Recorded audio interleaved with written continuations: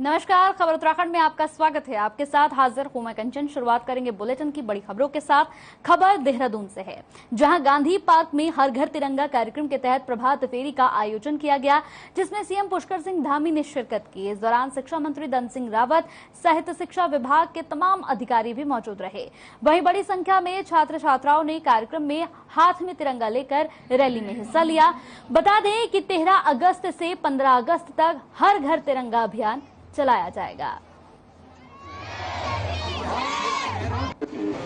उत्तराखंड सरकार के शिक्षा मंत्री हमारे हरीश मित्तल, हमारे महानगर सभी।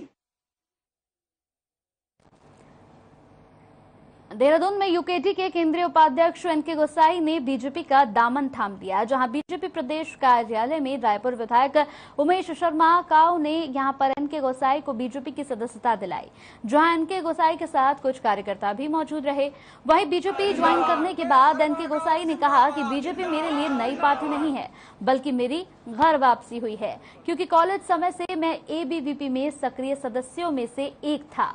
उन्होंने बताया कि मुझे बीजेपी ने एक कार्यकर्ता के रूप में पार्टी में शामिल किया है और आगे बीजेपी की ओर से जो जिम्मेदारी मुझे सौंपी जाएगी, बतौर कार्यकर्ता मैं उसका पालन करूंगा।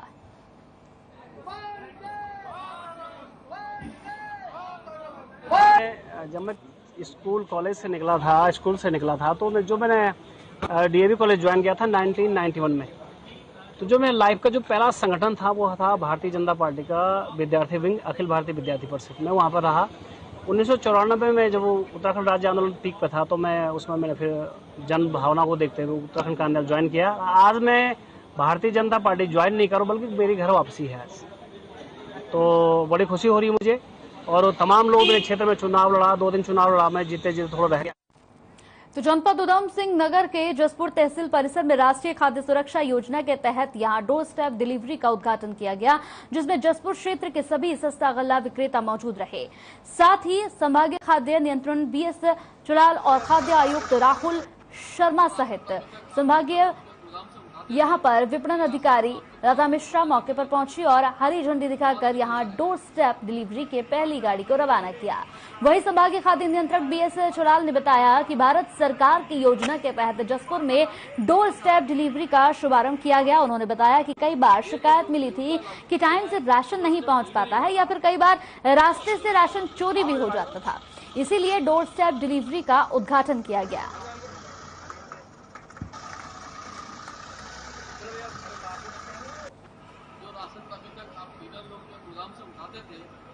जसपुर में डोर स्टेप डिलीवरी का शुरुआत किया है।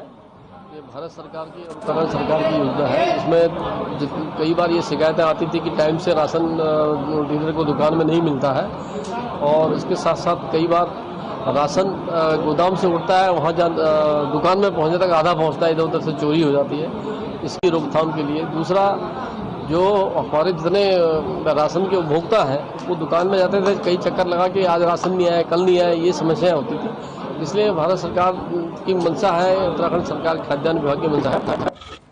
पूरे देश भर में आजादी का 75वां अमृत महोत्सव मनाया जा रहा है, जिसके चलते जनपद उधम सिंह नगर के जसपुर में पहली बार बीजेपी प्रदेश अध्यक्ष महेंद्र भट्ट पहुंचे, जहां बीजेपी कार्यकर्ताओं ने धर्मपुर बॉर्डर पर पहुंचकर उनका जोरदार स्वागत किया और रैली निकालते हुए जसपुर के स्वागत मंडप पहुंचे। वहीं प्रदेश अध्यक्ष महेंद्र भट्ट ने जसपुर की जनता से आजादी के अमृत महोत्सव को मनाते हुए प्रत्येक घर तिरंगा लगाने की अपील की। उन्होंने बताया कि जसपुर तराई का बहुत महत्वपूर्ण स्थान है और सरकार की ओर से आजादी का अमृत महोत्सव मनाया जा रहा है, जो 15 अगस्त के उपलक्ष्य में तय किया गया था।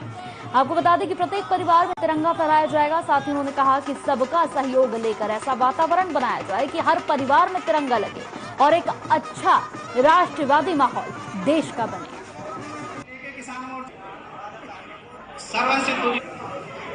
तराई का बड़ा महत्वपूर्ण स्थान जसपुर है। यहाँ के पूर्व विधायक हमारे साथ डॉक्टर साहब, सिंगल साहब, और मैं तो आज देश के अंदर 15 अगस्त को आज़ादी के 75 वर्ष के उपलक्ष्य में हमने तय किया है कि प्रत्येक परिवार में तिरंगा फहराया जाएगा। उस कार्यक्रम की भव्यता बने, इसके लिए कार्यकर्ताओं के बीच में उत्साह बढ़ाने के लिए मैं आया हूँ। हमने सब जगह तिरंगा भेजा है। आज भी मैं इस अवसर पर यहाँ आह्वान करूँगा।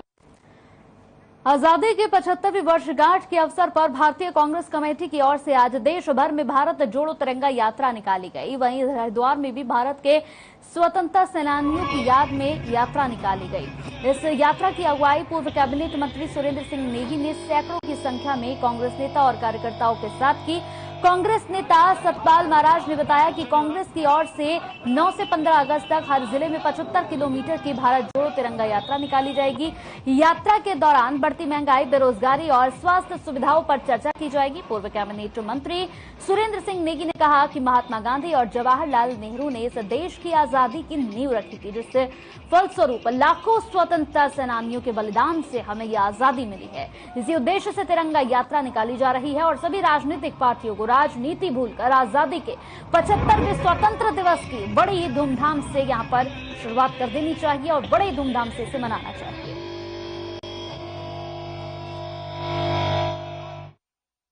75 साल उन तमाम लोगों को याद करने का भी है जिन्होंने अपनी आहुति दी, जिन्होंने अपना संघर्ष किया। इसमें महात्मा गांधी जी, पंडित नेहरू जी, इन तमाम लोगों के प्रयासों से ही ये देश आजाद हुआ है। बुनियाद वहां से पड़ी है। खबर कलाढूंगी से है, जहां आबकारी विभाग के अधिकारियों ने अंग्रेजी शराब की दुकान का औचक निरीक्षण किया। इस दौरान उन्होंने बाहर से रेट लिस्ट न लगी देखकर दुकान के सेल्समैन को फटकार लगाई और स्टॉक यहां पर रजिस्टर के सटीक से मिलान किया। आपको बताते चले कि कई खामियां पाई गई। वहीं सेल्समैन को फटकार लगाते हुए जल्द ही रेट लिस्ट लगवाने को कहा गया और अगर ओवर रेट की शिकायत मिलती है तो उनके द्वारा कार्रवाई की जाएगी।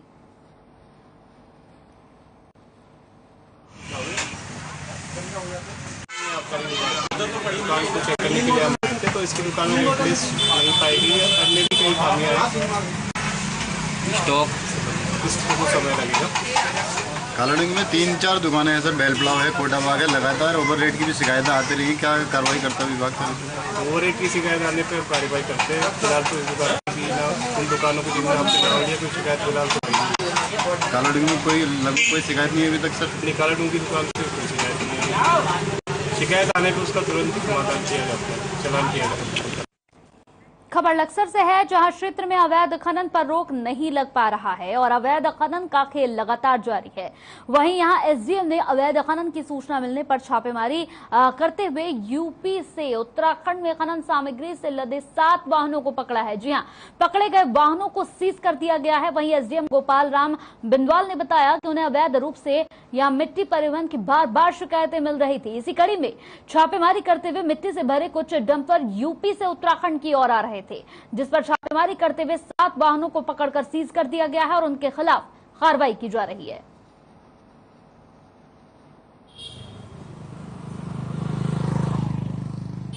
मिट्टी परिवहन की बार-बार शिकायतें आ रही थी।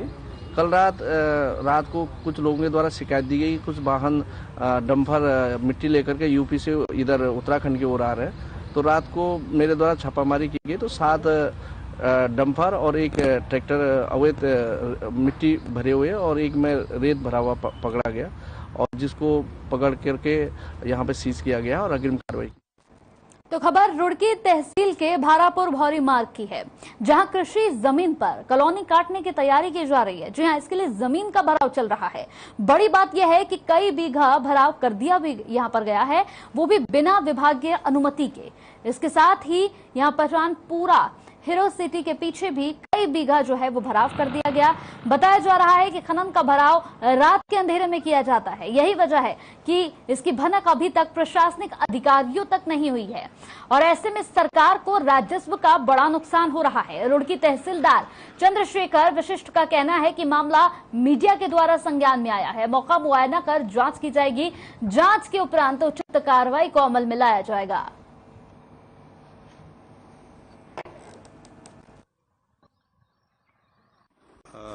आप ये चीज़ें मेरे संज्ञान में लेके आए हैं और आपने कुछ फोटोग्राफ्स भी हमें दिखवाए हैं, तो इस पे मैं तत्काल जो हमारी रेवेन्यू टीम है वो जाकर के मौका निरीक्षण करेगी और अगर कुछ इलीगल तरीके से माइनिंग या फिर भराव हो रहा है तो इस पे विधिवत कार्रवाई हम तत्काल करवाएंगे।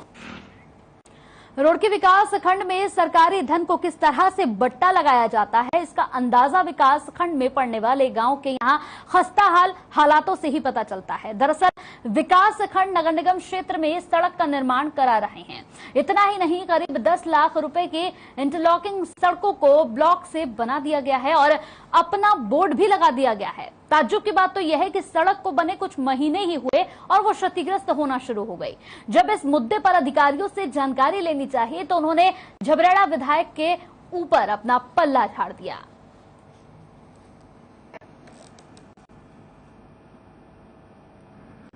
नंबर 9 गली है और पनियाला रोड पे जी, शिवपुरम नंबर 9 गली, वार्ड नंबर 19 है जी। ये कौन सा क्षेत्र है, किसका क्षेत्र है? नगर निगम का क्षेत्र है, ब्लॉक का क्षेत्र है? नगर निगम का क्षेत्र है जी। यहाँ के वोट नगर निगम में पड़ते हैं? हाँ जी हाँ। पार्षद कौन है?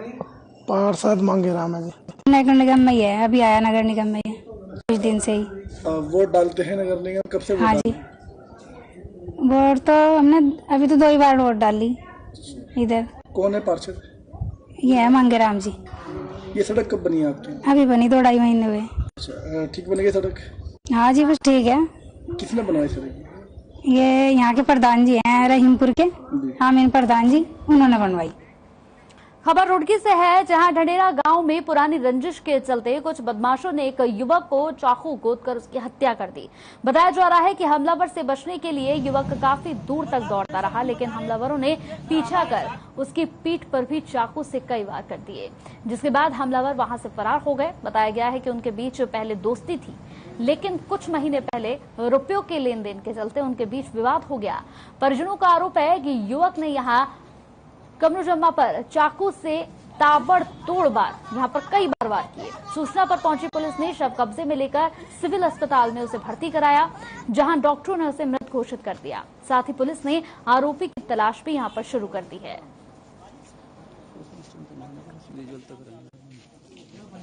पूरा मामला सर ये है, हमारे गांव में जो दुश्मन है लाखा और इमरान ये हमारे क्यों दुश्मन है ये तो हमें पता नहीं, खैर ये पहले से ही, लेकिन हमारे साथ मतलब जो है कुछ ना कुछ करते रहते हैं। हमारे भाई को कमरुजम्मा को जिसे आज मार दिया गया, मरवा दिया गया लाखे और इमरान ने हबीब से, उसे चक्कू देके उसके हाथ में, और वो अब से पहले लगभग 2-2.5 महीने पहले भी इन्होंने मतलब उसे मरवाने की कोशिश की। लगभग 3 महीने पहले उसी लड़के ने पहले भी हमला किया था, जिसने आज उसे मारा।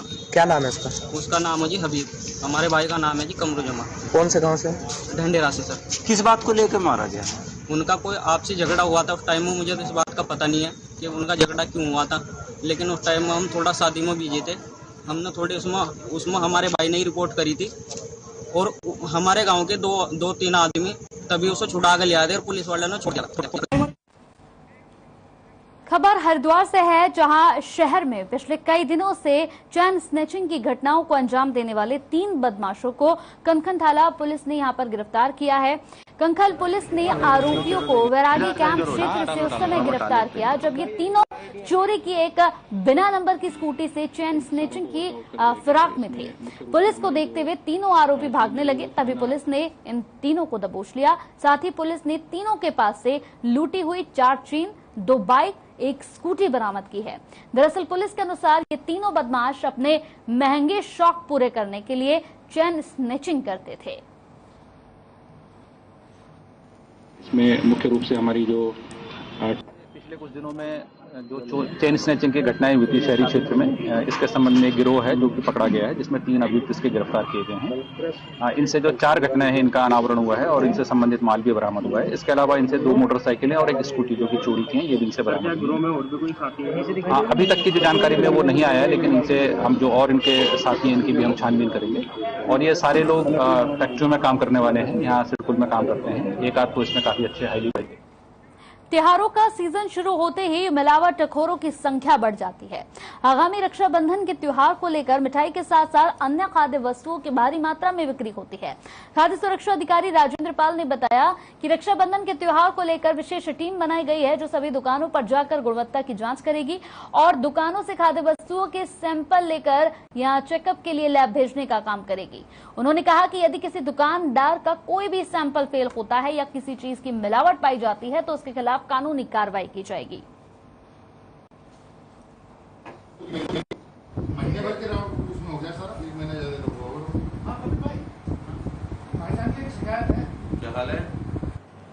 ये रक्षाबंधन को देखते हुए हम लोगों ने एक स्पेशल ड्राइव चलाया है जो आज से चालू कर दिया गया है और इसमें हम सैंपल भर के जो भी हम संदेह के आधार पर जो सैंपल भरेंगे उन्हें लैब भेजेंगे और लैब से जो रिपोर्ट आएगी उससे आगे तक कार्रवाई की जाएगी।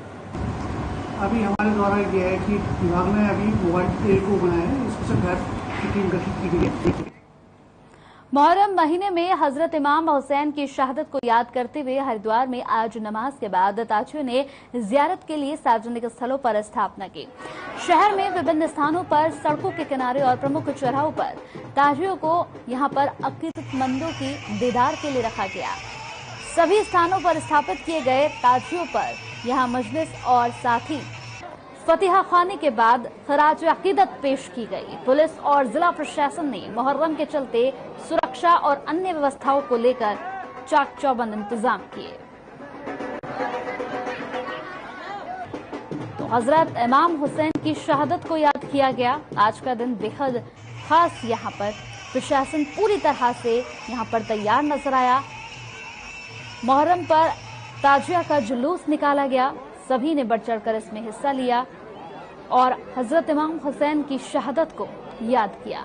उनकी शहादत को याद करते हुए ताजिया जुलूस यहां पर निकाला गया। शांतिपूर्वक तरीके से सभी ने इस जुलूस को निकाला और जुलूस को निकालते हुए यहां हजरत इमाम को याद किया, उनकी शहादत को याद किया।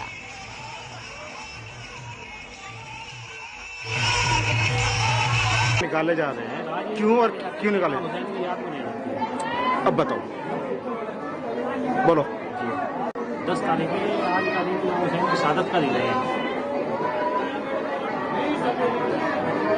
और उनको याद करने के लिए ही ये दिन मनाया जाता है। इसी वजह से ताजिए बिठाए जाते हैं और ताजिए बनाना सब जय प्रधानमंत्री नरेंद्र मोदी का ये सपना था कि देहरादून एक स्मार्ट शहर बने, यहाँ की सड़कें अव्वल दर्जे की बने, बिजली के तार यहाँ अंडरग्राउंड हो, यहाँ पार्क बनाया जाए, पार्किंग बनाई जाए, लोगों के इस्तेमाल के लिए शौचालय बने, लेकिन कुछ नहीं बना। लोगों का कहना है कि देहरादून स्मार्ट बनने के बजाय और भी बदरंग हो गया है। देखिए हमारी इस स्पेशल रिपोर्ट में।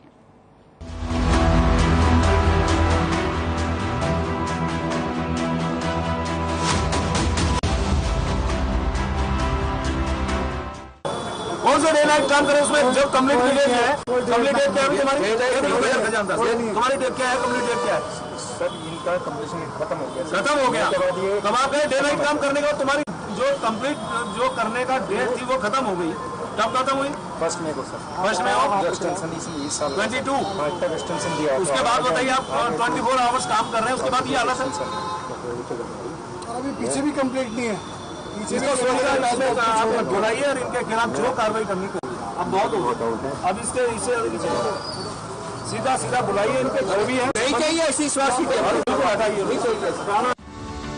ये है उत्तराखंड के शहरी विकास मंत्री प्रेमचंद रखवाल, जो अधिकारियों को लताड़ रहे हैं और लताड़ का कारण है देहरादून स्मार्ट सिटी के काम का अधूरा होना, काम में लापरवाही बरता जाना, तय समय में काम पूरा ना होना। जी हाँ, उत्तराखंड की राजधानी देहरादून का स्मार्ट सिटी बनना शायद शहरवासियों के लिए सपना ही रहेगा। आपको बता दें कि देहरादून में पीएम के ड्रीम प्रोजेक्ट का ग्रहण। देहरादून में स्मार्ट सिटी का प्रोजेक्ट 2017 में शुरू हुआ था। अभी तक स्मार्ट सिटी बनने की कवायद पूरी नहीं हो पाई। प्रोजेक्ट पर कई 100 करोड़ रुपए खर्च हो चुके हैं। प्रोजेक्ट से कई ठेकेदारों को हटाया गया, कई ठेकेदारों पर मुकदमा भी किया गया। स्मार्ट सिटी प्रोजेक्ट में अब तक कई सीईओ बदले जा चुके हैं। वर्तमान में सोनिका के कंधों पर स्मार्ट सिटी का भार है। आपको बता दें कि पीएम मोदी का सपना था कि देहरादून स्मार्ट सिटी बने, लेकिन कई 100 करोड़ रुपए भी खर्च करने के बाद भी देहरादून की सूरत बदलती नहीं दिख रही। भगवान जाने ये करोड़ों रुपए गए कहां और कहां किसने बचाए। स्मार्ट सिटी के नाम पर तमाम उठापटक हुई और अभी भी जारी है, लेकिन जनता के मुताबिक अभी भी नतीजा 0 ही है। हद तो ये है कि स्मार्ट सिटी का कार्य पूरा करने के लिए कई बार डेडलाइन भी बढ़ाई जा चुकी, लेकिन काम पूरा नहीं हुआ। अब पक्ष और विपक्ष दोनों ही स्मार्ट सिटी के काम पर सवाल खड़ा करते नजर आते हैं। जो स्मार्ट सिटी का सड़कों का काम अभी मैं जिस प्रकार से देख रहा था, जो हालात मैंने देखी, संतोषजनक तो नहीं कहा जा सकता। और जो मैं महसूस कर रहा हूं कि एक दूसरे पे डाल के अपनी बात को दूसरे पे थोपना, ये मुझे इसमें जो महसूस हुआ। और यहाँ जो सीईओ हैं सोनिका जी, उनसे भी मैंने कहा है, यदि इस स्थिति में हम लोग रहेंगे कि कंप्लीट करने की जो तिथि वो खत्म हो गई, एक्सटेंशन की जो डेट थी वो खत्म हो गई, उसके बावजूद यदि हम हालात ये रहेगी तो इसमें जो काम नहीं हुआ वो तो समझ में आता है कि नहीं हुआ, लेकिन जनता को इसमें बड़ी दिक्कत हो रही है। सवाल जनता का है। हमारा मकसद स्मार्ट सिटी का ये था कि हम जनता को उसमें सुविधाएं देंगे। ऐसी स्थिति में इनके जो नाकामियां हैं उसके कारण जनता को भी दिक्कत हो रही है। और मैंने सोनिका जो हमारी सीईओ है इसकी, उनको कहा है कि इनके साथ बैठ के यदि हमें आवश्यकता पड़ेगी तो उनके खिलाफ एक्शन भी लेंगे। और हम लगातार जो है, जब से स्मार्ट सिटी का काम शुरू हुआ है, लगातार जो है काम की गुणवत्ता, काम कितनी तेजी से चल रहा है, लगातार हम जो है ठेकेदार से, स्मार्ट सिटी के जितने हमारे अधिकारी हैं उनसे लगातार हमारा प्रयास यह है कि स्मार्ट सिटी का काम जल्दी से जल्दी ये समाप्त हो, क्योंकि स्टार्ट हुए तो बहुत टाइम हो गया, लेकिन अब हमारा प्रयास है कि जल्दी से जल्दी समाप्त हो और इससे जो लोगों को दिक्कतें आ रही हैं वो दिक्कतें ना आए। हमने माननीय मुख्यमंत्री जी से भी अनुरोध किया था, मंत्री जी से भी अनुरोध किया था। आज मंत्री जी ने जो है इसका स्थलीय निरीक्षण किया है। मुझे लगता है कि मंत्री जी के बाद काम में सुधार होगा और जल्दी इसमें जो है काम जो है गुणवत्ता के साथ जो है ये समाप्त होगा। उनका जो अभी हमने टारगेट दिया है दिवाली से पहले कंप्लीट करने का टारगेट, अब जो रिवाइज दिया हुआ है वो दिया हुआ है और अभी कार्य चल रहा है, लेकिन इसमें भी गति अभी धीमी है क्योंकि बरसात का सीजन चल रहा है। अब काम वैसे नहीं हो सकता है, तो उसमें भी हम देख रहे हैं किस तरह से कार्य को एक्सपेडाइट किया जा सके और कार्य पूर्ण किया जा सके। हम लगातार प्रतिक्रिया दे रहे हैं। पूरा देहरादून खुला हुआ है, एक भी सड़क साबुत नहीं है, कोई सड़क ऐसी नहीं जिसमें पानी का जमाव इस बरसात में नहीं हो रहा। पैदल चलना तो छोड़िए, 2 पहिए से जाना भी मुश्किल हो रहा। पूरी शहर को खोद दिया गया है, पैसे की बंदरबाट हो रही है। स्मार्ट सिटी के नाम पे लोगों का जीना हराम इस देहरादून शहर में हो गया है और कांग्रेस लगातार इस बात को आप लोगों के माध्यम से उठाती रही है। मंत्री विरोध कर रहे हैं, विधायक विरोध कर रहे हैं, आखिर सरकार चेतेगी कब? मंत्री विरोध कर रहे हैं तो मंत्री काम क्यों नहीं करा पा रहे? सरकार ने ठेके दिए हैं जिन ठेकेदारों, उन पर सख्ती करने की कार्रवाई मंत्री जी क्यों नहीं करते? स्मार्ट सिटी वो बनाने चले हैं जिनको खुद को स्मार्ट बनाने में अभी वक्त लगेगा। स्मार्ट सिटी के नाम पर क्या शहर में गड्ढे खोदना स्मार्ट होना होता है? क्या आपको केंद्र ने जो कह दिया और उसमें एक शब्द आप नहीं कहेंगे, क्या उससे आप स्मार्ट बन जाते हैं? तो सच्चाई ये है कि ये भ्रष्टाचार का अड्डा स्मार्ट सिटी के नाम पर भारतीय जनता पार्टी की भ्रष्ट और भ्रष्टतम सरकार, प्रचंड बहुमत वाली, 3 मुख्यमंत्रियों वाली, उन्होंने किया है। कितना पैसा बन रहा है, किस किस का बन रहा है, कितने सीईओ आ रहे हैं, सीईओ जा रहे हैं, इन सब का सवाल क्या है इनके पास? नहीं है। मेरा ये मानना है कि स्मार्ट सिटी की जो काम है, लगातार जिस प्रकार से मैं बैठ के ले रहा हूँ, और आप जानते हैं अभी कुछ दिन पहले यानी 29 जुलाई को मैंने एक स्थलीय निरीक्षण भी किया था और उसके बाद से काम में गति आई है, ऐसा मैं आपको भरोसे के साथ कह सकता हूं, क्योंकि उसके बाद भी मैंने मॉनिटरिंग की है, यानी समीक्षा की है और लगातार हम बैठकें कर रहे हैं। और मैंने निर्देशित किया है कि आप काम की गुणवत्ता के साथ साथ समय के अवधि जो अब उन्हें मिली है उस पर काम पूरा करिए और जिन लोगों की ये इसमें कमियां हैं, खामियां हैं, जो लोग इसमें उदासीनता बरत रहे हैं, उनके खिलाफ कार्रवाई करें और मैं उम्मीद कर रहा हूं बहुत जल्द आपको उसका परिणाम दिखाई देगा। आपने सुना, पक्ष और विपक्ष दोनों ही स्मार्ट सिटी में हो रहे काम से संतुष्ट नहीं हैं। स्मार्ट सिटी की सीईओ सोनिका का दावा है कि दिवाली से पहले स्मार्ट सिटी का काम पूरा हो जाएगा, लेकिन करीब 4.5 साल से अब तक काम पूरा नहीं हुआ। स्मार्ट सिटी की तो ये 7वीं सीईओ है जो तय समय में काम पूरा कराने का दावा कर रही हैं। वही विपक्ष भी स्मार्ट सिटी को लेकर हमलावर है। वो भी क्यों नहीं, स्मार्ट सिटी के नाम पर देहरादून को जगह जगह खोद दिया गया है। बरसात में हालात और भी बदतर हो गए हैं। चमचमाती सड़कों का सपना दिखाया गया था, लेकिन वहाँ कीचड़ उछल रहा है। सड़कों के गड्ढों में गंदा पानी भरा पड़ा है। पलटन बाजार में बिजली के तार लटके पड़े हैं। जनता का मानना है कि इससे तो देहरादून पहले ही अच्छा था, अब और बदरंग हो गया है। रोड तो यहाँ बिल्कुल बेकार है, सारी टूटी फूटी पड़ी है, गिर भी जाते हैं इसमें चलते हुए। कोई भी टक्कर मार के चला जाता है क्योंकि रोडें छोटी हैं, गड्ढे वगैरह हैं, इस वजह से। नहीं, ये तो स्मार्ट सिटी नहीं बन रहा, ये तो बिल्कुल ही सड़कें बिल्कुल बेकार कर दी इन्होंने, तोड़ के जो बनी थी वो भी तोड़ दी, सब बेकार कर दिया। देहरादून ही बेकार कर दिया इन्होंने। जो लोग घूमने आते थे दूर दूर से, सड़कें देख के दूर ही भाग जाते हैं। भैया नहीं बन पा रहा, ये बिल्कुल नहीं बन पा रहा। लोग परेशान हैं, बच्चे स्कूल जाने से परेशान हैं और छोटा पानी भर जाता है सड़कों में, नाली खराब है, कुछ भी नहीं कर पा रहे सरकार। और यहाँ का पार्षद बिल्कुल बेकार। साहब अब सीओ डीएम जितने भी हैं रोज तो उनके तबादले हो जाते हैं। आज ये बन गए हैं वो देखेंगे, उसके बाद हफ्ते बाद पता चला दूसरे बन गए और वो देखेंगे। ऐसे करते करते सालों निकाल देते हैं ये कि उनका ट्रांसफर वहाँ कर दिया, उसका वहाँ कर दिया। ऐसे नहीं होता। जब तक आदमी एक स्थिरता में आके नहीं बैठेगा और अच्छी तरह से इस काम को समझेगा नहीं तो कैसे होगा ये काम, बताइए। कुछ देखने में तो कुछ नहीं आ रहा है कि ये स्मार्ट सिटी बन रही है। ये पूरा देखिए, जहाँ पाई वहाँ गड्ढा ही है, गड्ढा है। लोग गिर रहे हैं बारिश में, एक ठहना पानी आज जम जाते हैं रोडों पे। जनता का कहना है कि स्मार्ट सिटी के नाम पर खर्च किए गए करोड़ों रुपए दिख नहीं रहे। सवाल ये है कि आखिर पैसों को खर्च कहाँ किया गया। सवाल ये भी है कि क्या अब तय वक्त पर देहरादून स्मार्ट बन पाएगा। हर खबर के लिए हिमांशु बरमोला के साथ देहरादून से तारिक अंसारी की रिपोर्ट।